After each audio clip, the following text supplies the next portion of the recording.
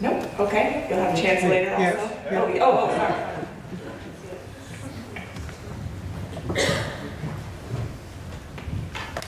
My name is Ahmed from Ottomani University. I would like to comment on the next tool.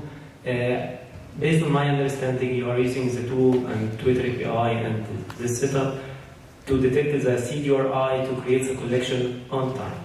I'd like, from your experience, to ask about one of our proposals that we are trying to create the collection from the archive. We are focusing on the collection that has not been collected in a specific collection, something like Hurricane Katrina, Pakistan flooding, something like that.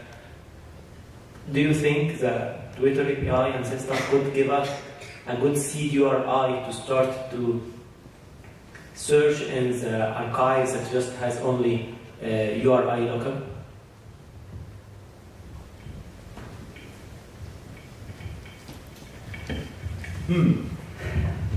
Maybe not Twitter, but other systems, yes. Problem with Twitter, maybe in this use case, if I understand it correctly, would be that Twitter is really focused so much on the, so recent stuff, right? So of course, is there further exchange on this topic? Yes. Otherwise, I think, and then this is another target actually coming next. Tools, to share content in a more durable manner, like Delicious, tagging systems, and others, would certainly be more useful for that use case, I believe. The thing is, with Twitter, Twitter started like a nice and good story. And then, we don't know really where they are going. I know our friends from the Library of Congress have got an archive, but it always, anytime you get your hands on the Twitter content, which basically is being privately appropriated, anytime you get your hand on it, right, so you have lots of limits to the way you can use it. So, for instance, currently there are providers, and we'll talk to them very soon, who give you access to the historical data of Twitter. In that particular case, I would think that if you know the period of time of this event, you would want maybe to run the same kind of system against, historical tweets data, maybe, data stream. But otherwise, I think we are really discovering the possibilities of these kind of tools. We also want to mix it up with our source detection system, which is running based on the large crawl we do. We detect all the sources, the feeds, and everything, and we classify them using semantic technology. So I think we're going to come up with a combination of tools which help us make sense of this huge amount of data. And I don't know what, at this point, which is going to be useful the most. Maybe they would be different for if you're looking for a general, very vague topic or something very event-related, or maybe a continuous ongoing topic for a few people like web archiving. We've done a launch on the web archiving topic. I don't know. I'm really eager to experiment. Now it's about ready for me to play with. My engineers gave me an access. It is very recently. Okay.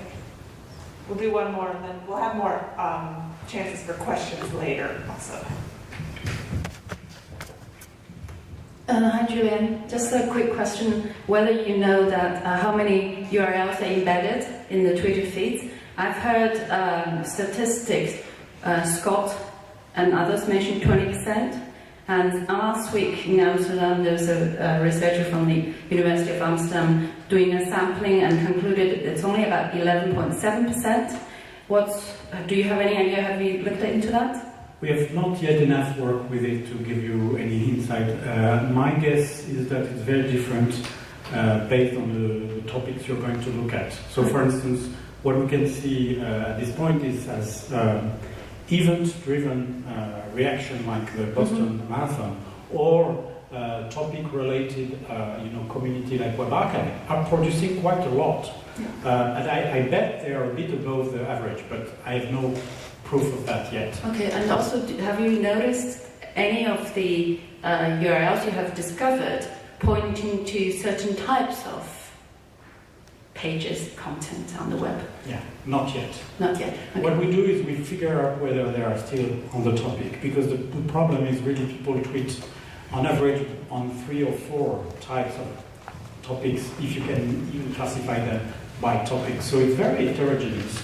And there's been a study actually on that in this Argument project, which is very funny. They've used the Wikipedia classifying a big class, I would say, to analyze. And if you take Obama and you take the Pope, the funny example they had is the Pope talks not much about business, but he talks about meaning of life, whereas Obama talks more about business. And for each, they have been able to identify 12 class for each account, Twitter account of the Pope and Obama. They have been able to identify like 10 different topics, which are really topics coming regularly. So it's very heterogeneous. And for us, it was very important to master the filtering on our side, so that we can, deal with this. You filter out any spam as well in that way. Yeah, and that's why we want to filter. Yeah. Yeah. Thank you. Okay, thank you. Thank you very much.